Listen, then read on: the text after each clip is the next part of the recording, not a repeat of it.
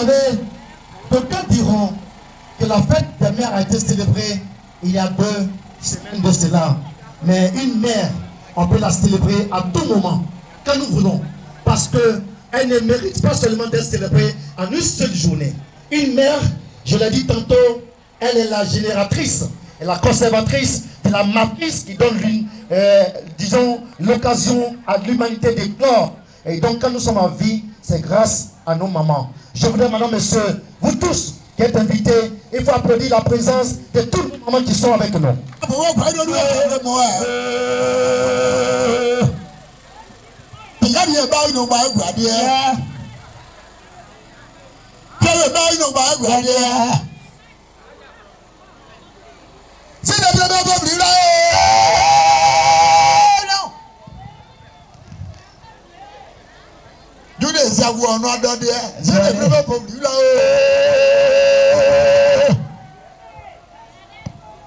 No, I said you are dear. But what must have a way as a wow, Pamuke, what are you? I'll wait, that's a woman.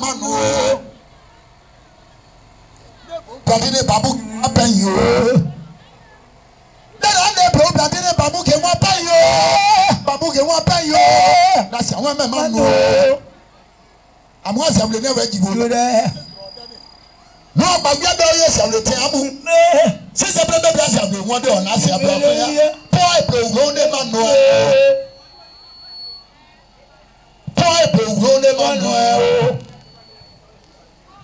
and if that were all these, a flag one day will not son of Papa will cry. Just what they man. Tomato must have the purpose of it. 2 hours about. I don't know to you. Madame, no, to you. Yes, I will do one. Can't say no. Money by Yesu, Yesu, Kabolo, no was I wanted. 2 hours about.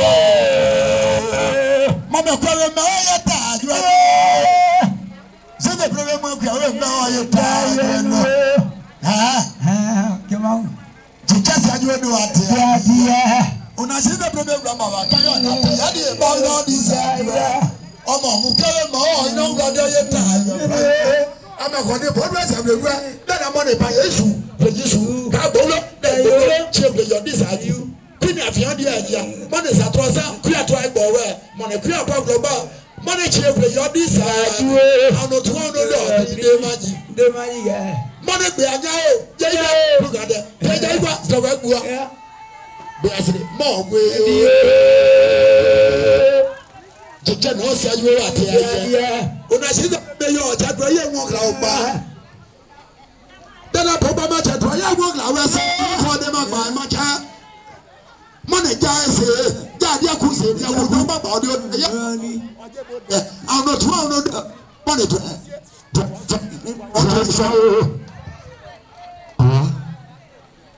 Everybody's a real man. Everybody's a real man. President from Nigeria is the brother of our I'm not one of the manager of Baba Giwa. It was a pool. If my much I don't feel I'm walking out. I don't check. Since the premier also will do not by. Can you buy a second one for that? I the mother here not put on the away. I do that. Adios, Adiago.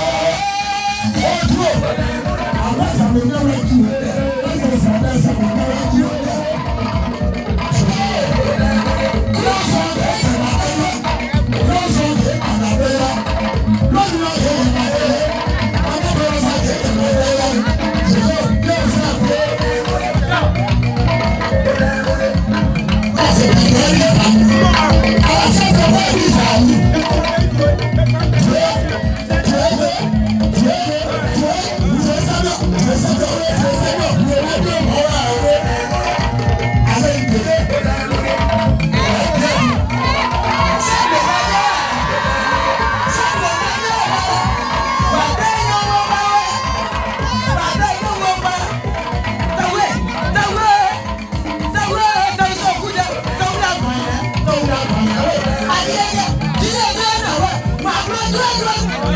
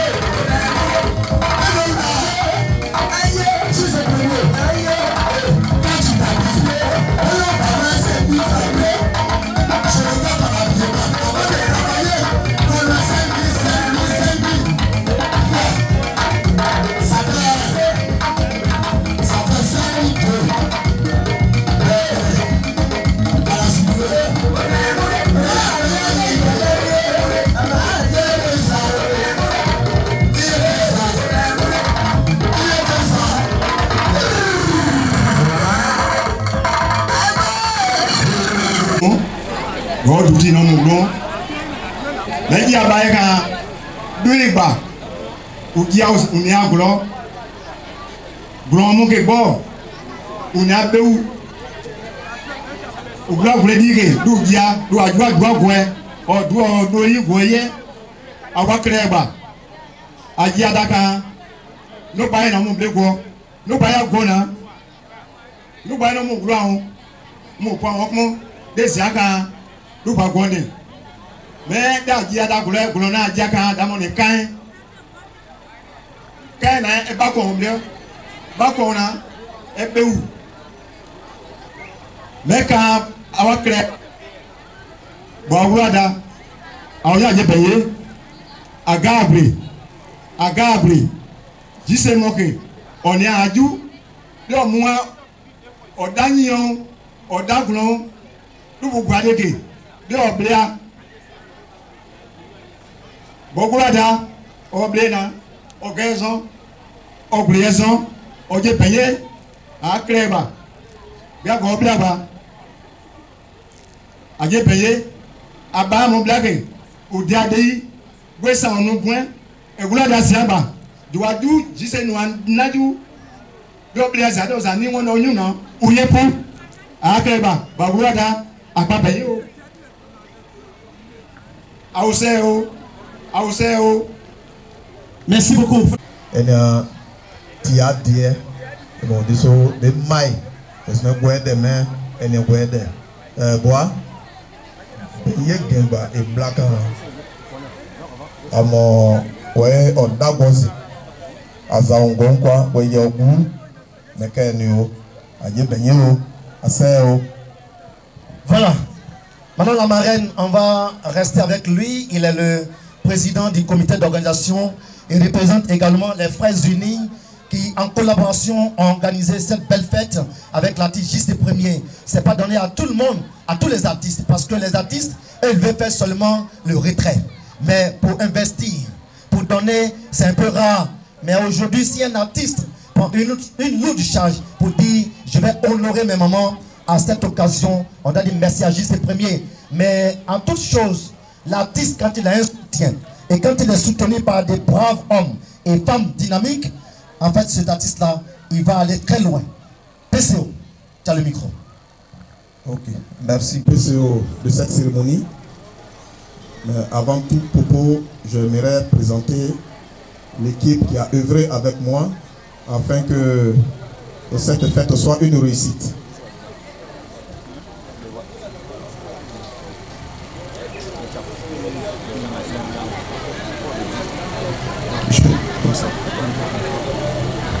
Nation Bazebo Didier, secondé de Ouley Kevin.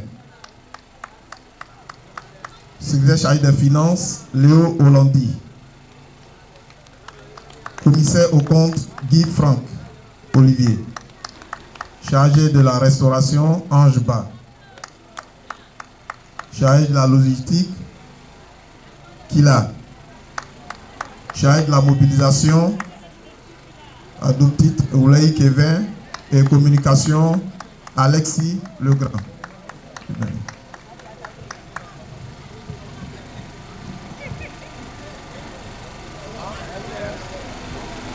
Monsieur le chef de village de Caen-Rabaon, Papa Biakui NS, ces notables et toute la notabilité coutumière présente à cette cérémonie. Madame la patronne de la cérémonie,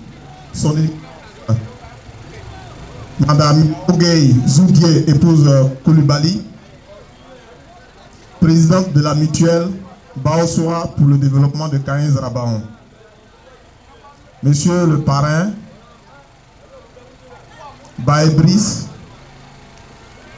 Madame la marraine, Madame Silué, félicité. Honorables invités spéciaux, messieurs les invités d'honneur, mesdames et messieurs, au nom de mon équipe qui m'accompagne ce soir dans cette organisation dont je suis le PCO, je voulais vous dire un seul mot, le mot de bienvenue dans cette belle cité de Caen-Rabaon, cité de l'hospitalité. Aussi remercier toutes les personnes qui n'ont ménagé aucun effort, participé tant présentiel, physique, moral, spirituel et financière pour la réussite de cette heureuse célébration de la mère. Cette fête de la maman célébrée en cette date du vendredi, cette fête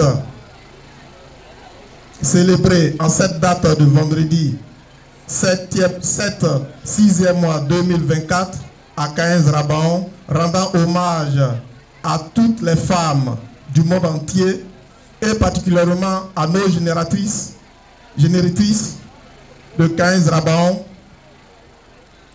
Ainsi, reconnaissance particulière à notre artiste international J.C. Premier et l'association Les Frères Unis de Caen,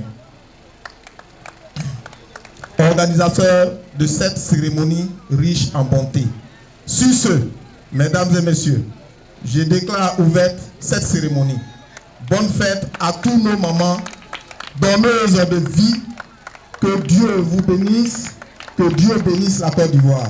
Je vous remercie. Sexy Boys. D'accord, Sexy Boys.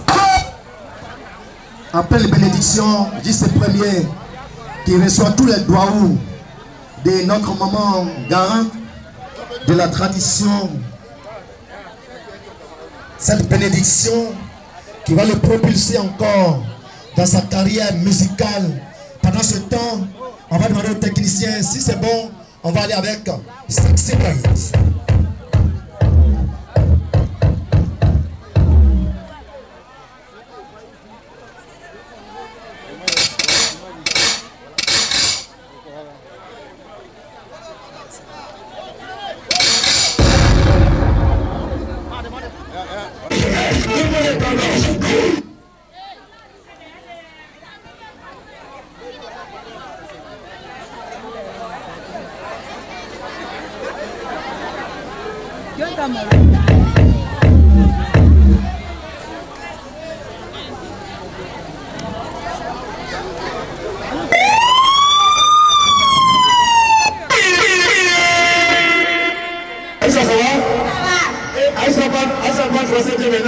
C'est bon.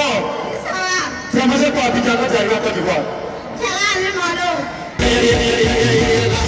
Il comme le bout.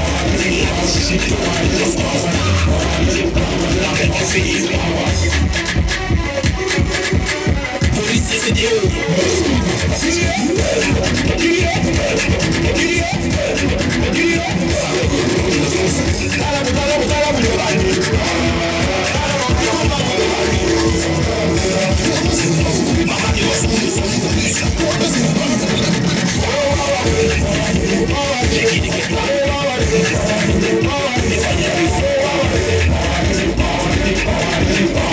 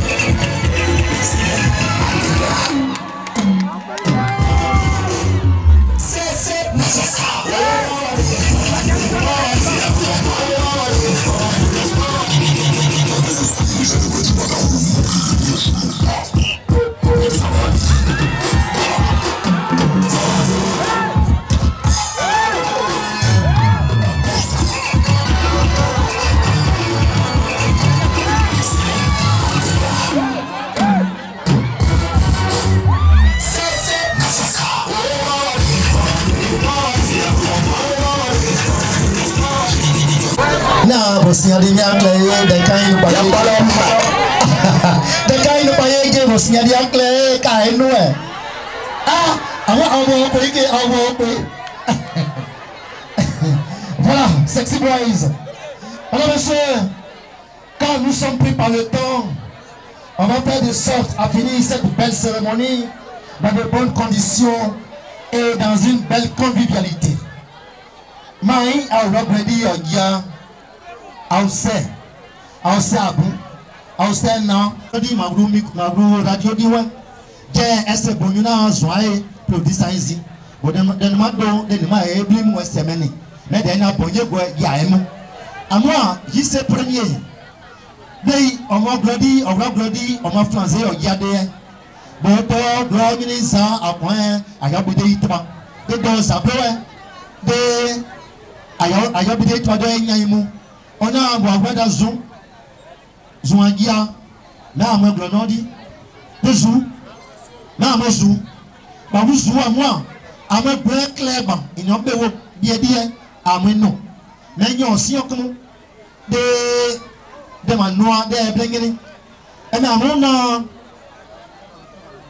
nuna amupo na do ja ire bondo ja pua yo ja san na ni aba du bale o pa onde mo jan gro do be wa bewe me amua anana yue mikro ya mawu wadi e be gro va mo wadi ya ovanye nyablo mais des micros de dire Power no, power de micro de di. Je batono de obi di je. Ikoyo step. Power. Mon droit micro quoi yo conseil. Madame la marraine, nous avons certains officiels qui, bien entendu, vous avez parcouru toute la fiche, la banderole, vous avez vu, mais qui sont empêchés pour des conditions qui ne sont pas, je vais dire, très appropriées. On a le président d'honneur, Ange Baé Brice Okolossi, que vous connaissez très bien. Il devait être là, mais malheureusement, il a perdu la maman, sa maman, sa tante. Il a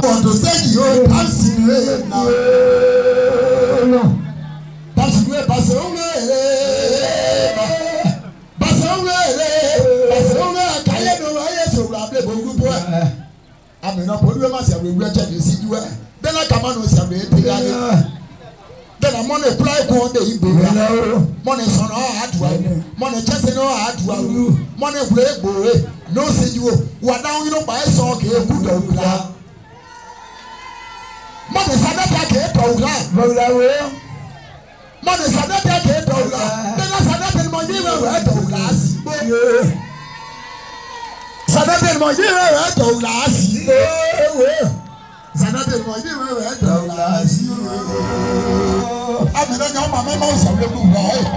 Ha bo de ya na pona de bo we. Oje we.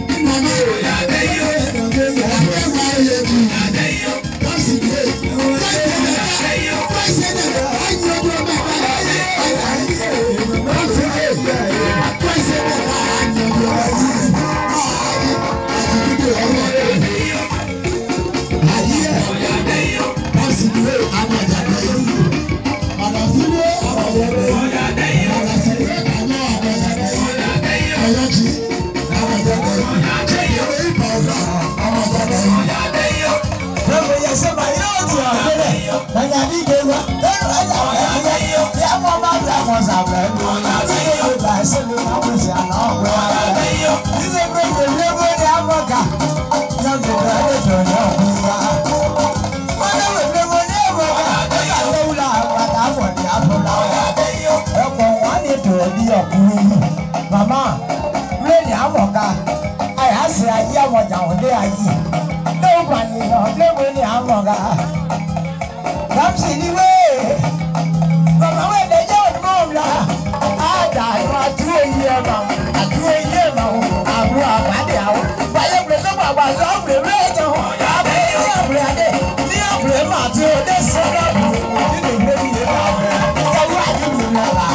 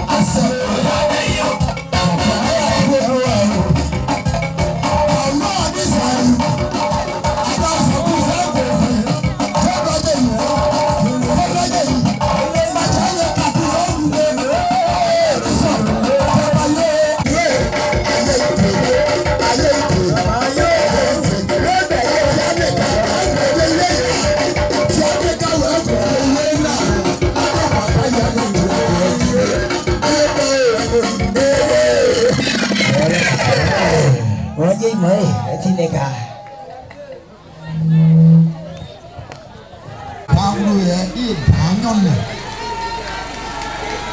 mặt thì một giấy màu thì mặt này đó là bộ tiêu xịt mà về thả nhon này em có gì thả nhon này để bộ tiêu về ba là bộ xịt quẹo này đi quẹo chút nữa học mông abu tiêu về cái này phải phi à bảy mà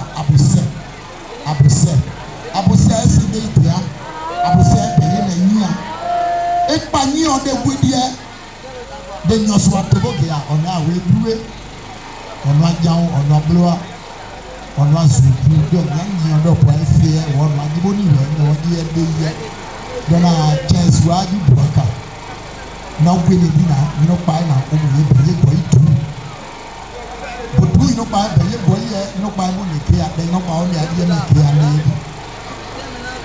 that's the way take the man na jeni wa asi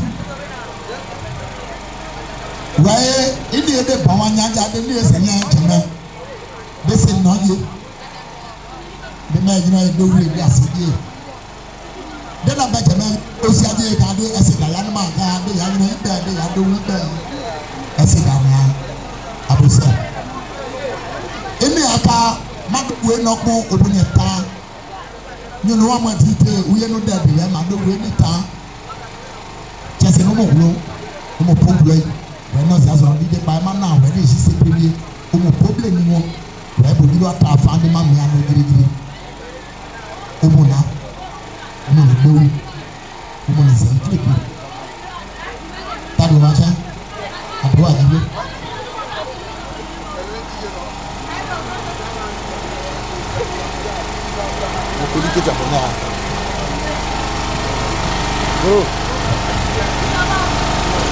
do it.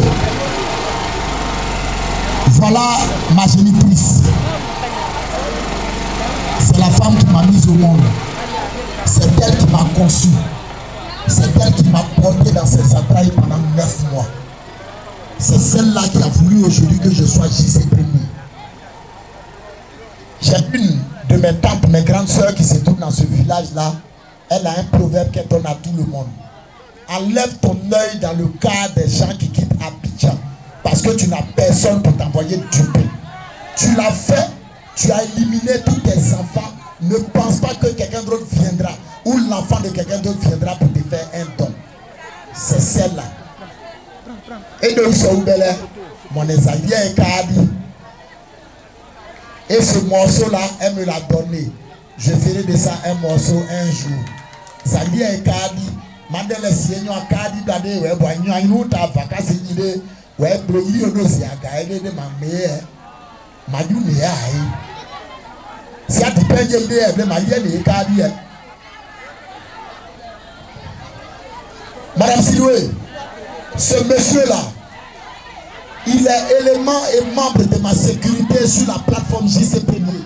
Son transport a été par la présidente depuis le Canada, rien que pour assurer ma sécurité à 15 Rabaon. Prends un compte d'épargne, donne à Madame Siloué, dis de le remettre à ma femme ou à ma maman parce que c'est son cadeau de mère. C'est ma première réponse. Remets-le à Madame Siloué.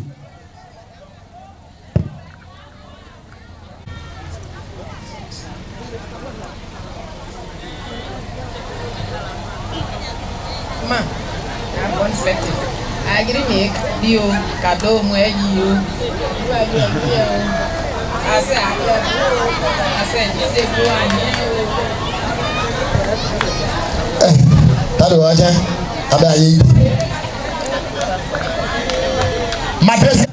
Chaque jour, ces enfants-là prospèrent à l'école, ils évoluent. Et bientôt, je sais que par la grâce de Dieu, nous serons désormais vieux et vieilles assis à l'abri pour que Johan, Chancel, Monica, ces personnes-là s'occupent de nous. Je l'appelle ici, Dame JC Premier, Bréi Marie-Joëlle. Dame Siloué, je voudrais que tu viennes juste pour dire à mon épouse, ma mère, la mère de mes enfants, celle qui a toujours accepté que je sois dehors avec le public et avec vous, les grandes femmes.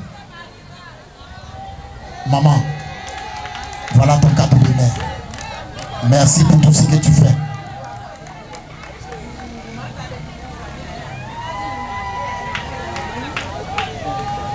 Tu es bon, maman. Ben, il y a été. Et de l'autre, le watch, à droite, il dit. Non, ouais, nous avons un naka, ouais, madame Silwe, Yanya, maman Mati, à droite, il dit. Au moins, Mati Dollar. Au moins, Zaï Blau. Ben, il n'y a pas de plateforme, il n'y a pas de clair, ou là, c'est où là, tu veux nous pas responsablement. Donc, je suis premier, je m'en ai gardé ma 3 minutes par rapport mais donc, on doit y demander, ma douleur pas. On a taillé complet. Et mon yango. Maman dit, assez, assez. Demandez, je vous l'ai dit tout à l'heure, ça fait 2 épouses. Ma mère, qui est ma première épouse, parce que je suis son premier fils, mon épouse légitime, qui est ma femme, qui a conspiré là. Elle ne va pas se lever parce que c'est Dame Siloué elle-même qui va ouvrir le bal avec elle. Celle que je vais appeler Dame Siloué, quand une femme prend la peine de demander à son fils après réussite un matelas parce qu'elle doit à terre pendant 2 ans, je pense que j'ai l'obligation de le faire. Aujourd'hui, c'est un jour. Cette femme-là, je suis son seul enfant. Je suis l'unique de ses enfants. Je vais appeler ici Maman Chantal. Maman Chantal.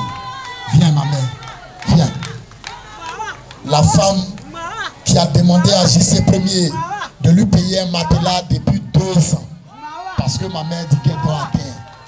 Et j'ai trouvé que ce n'est pas normal. Jojo, prends le matelas de maman et viens avec. Dame Siloué, je vais te demander de remettre ce matelas-là à cette dame-là qui est la petite soeur à ma maman. À tout honneur, tout Seigneur.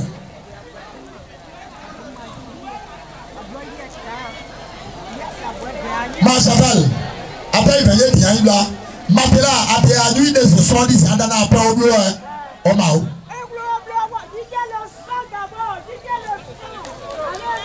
Allez bas. Merci. Merci. Chef du village, Papa Berkui Ernest, c'est notable et toutes les autorités coutumières présentes. Monsieur le président de la cérémonie, au marraine de la cérémonie, Madame Sylvie félicité. Les invités spéciaux, les invités d'honneur, messieurs et mesdames, au nom de toute la mutuelle Baosoa pour le développement de Caen Zarabaon, dont je représente la présidente, patronne de cette cérémonie, je vous dis notre mot de bienvenue dans notre sous-préfecture, chef-lieu, la cité du vivre ensemble de l'hospitalité. Aoudao. Aoudao. Bienvenue à Oué. Aussi voudrions-nous remercier toutes les personnes, hommes et femmes, de près comme de loin, qui ont donné de leur temps et de contribution pour la tenue de cette belle cérémonie. Cette fête des mères, célébrée en cette date du vendredi 7 juin 2024 à Caen Zarabaon, rendant hommage à toutes les femmes du monde entier, en particulier celles, nos mamans de la sous-préfecture de Caen Zarabaon et le chef-lieu. Mention spéciale à JC Premier et à l'association Frères Unis, instituteur de cette cérémonie, que la mutuelle accompagne en qualité de patron de la cérémonie. Quel honneur que vous nous faites. Merci pour le choix porté sur notre modeste mutuelle. Célébrer la mère, c'est célébrer la vie. L'humanité car mère est égale à vie. Elle donne la vie. Célébrer la mère, c'est célébrer l'éducation. C'est la mère qui, depuis la cellule familiale, donne les premiers outils, base de l'éducation à l'enfant, qui deviendra adulte. Célébrer la mère, c'est célébrer l'unité et le vivre ensemble, car c'est la mère qui réunit ses enfants autour de l'unité familiale. Célébrer la mère, c'est célébrer l'espoir, car c'est la mère qui sait consoler, orienter et encourager l'enfant pour relever les défis de la vie. Je voudrais dire, célébrer la mère, c'est célébrer tous saints, la reconnaissance de la gratitude envers toutes nos belles ici présentes. Il n'y a pas de meilleure méthode de dire merci aux mères que par la musique, la mélodie. Merci à JC Premier et à les artistes de l'accompagnement. La mutuelle Bansoir pour le développement de 15 Raban se veut promettrice de toute valeur culturelle. Ouais, merci pour ce brassage culturel reçu en ce jour. Bonne fête des mères à tous et à toutes. Agréable concert pour la soirée. Nous vous remercions. Je suis le chargé de communication de la mutuelle. La mutuelle a décidé d'accompagner JC Premier et les Frères Unis pour cette cérémonie. Elle offre à la dite association une somme de 200 000 francs en espèces. Merci à vous et bonne continuation. Ce soir encore, je suis un arc à deux couteaux. J'étais tout à l'heure le chargé de communication de la mutuelle. Actuellement, je suis le délégué résident sous-préfectoral Caen de la Fédération de la jeunesse des sous-préfectures Zou et Caen. La dernière fois, nous avons investi le président et son bureau exécutif. Nous avons participé à d'énormes activités, en comptant d'abord par le planning, et nous avons fait des sociétés qui sont déjà en cours. Donc ce soir, pour l'hommage et l'honneur rendu à nos mères génitrices, le président fédéral Emmanuel Ba me charge de remettre une somme de 50 000 francs à JC Premier pour la continuité de cet événement. Merci bien.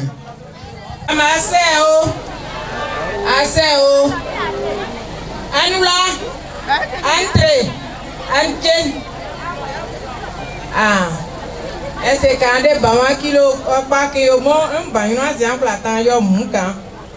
Voilà. Il y a beaucoup de mouets plat et j'ai un zai. Il y a un clé ton. Les bavans John non kilo no cher là au morta. Les il y a d'accord il y a un jay. Juste un jour un day yo. Deo de à nos déblis de c'est du yesene. Donc, on y a pas de na je plus go y blé de dernier au con juste tout ne dernier doué ne ene a kan c'est faux glougo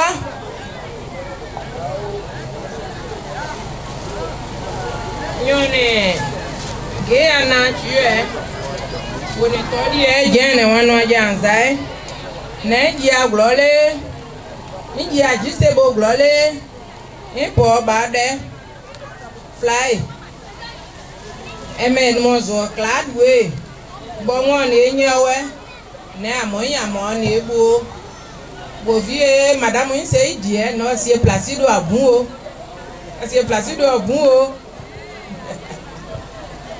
d'accord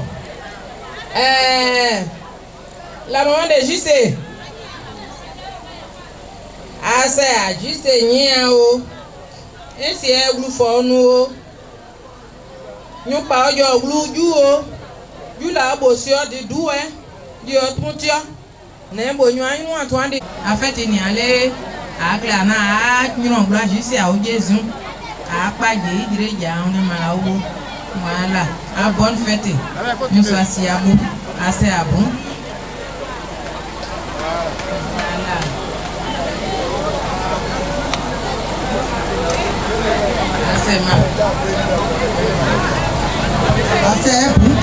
Assez. Abuka, bon, grâce à cette idée, il va dire à ta parent, il y a pour le Boulima, àwọn ìlú gbàgbà dúkú kí ìjẹrin kábùjú ló kọ́ ọ̀ká àbúdá o ẹ̀yà pa o ṣẹ́ o. ṣẹ́ o ma àwọ̀ a máa ṣẹ́ gbọ̀lọ́jú wa jẹ́ ìyẹn ọ̀yìn ọ̀dí akẹ́lẹ́ àdẹ́jú wàhálà àndó ìfàlẹ̀ dọ́ọ̀dẹ́ bò gbọ̀lọ́ ọ̀nẹ́ dàmbò gbọ̀lọ́ òkè nyɔnklo nye ɔmɛ ŋdɛ wlɛ gblɔ wɔn bae wala ne ŋdzi atiɔ wɔnyɔ yunu aresivo ɛdɔ ami kpa yan fɛti le ŋdzi odziri eke yu bɔn fɛti po wɔn sɛ an fami ni agblɔ bu ɛdɔ azi se ɛdɔ avalɛ wɔn sɛ ɔmɔ bu.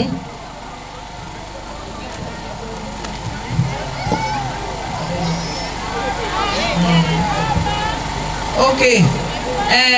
Jise nyonde mama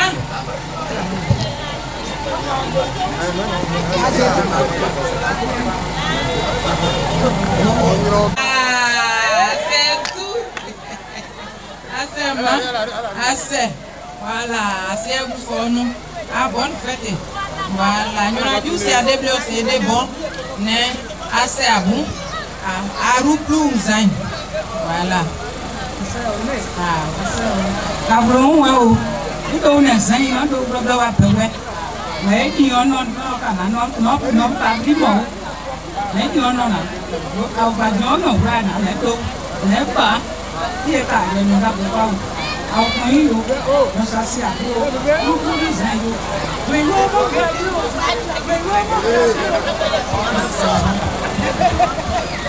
bon enyi abaye kan mo no précédé ñu entrée di bo amwe do koy deuxième ne enyi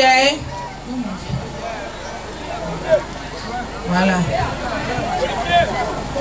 enyi maman enyi si enyi comité d'organisation voilà danu ana akmoyo adru baba ni o ami ka saya pauna ke ni aka ami ni o ase o amo ji aje kan amo gro jise twaode mama ni ada kan ba eni jise do wa famille so ba yo no se akurupa le danu ada no bun do mo na buke desi aka do to oda ya kan da sa a de na de ten isemu ase anda da jana il fait que na ou ba complet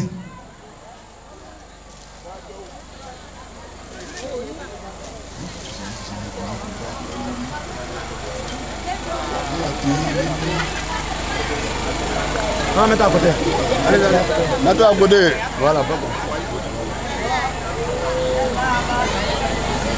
oh gros bande à faire vite voilà le bien doit compléter.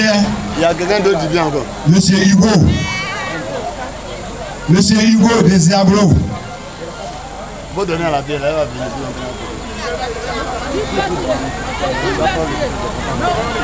Mais il fait que na Hugo.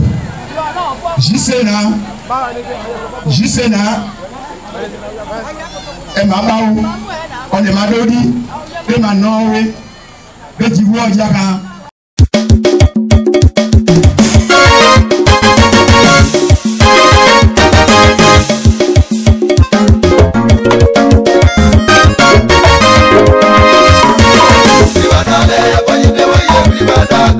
Everybody,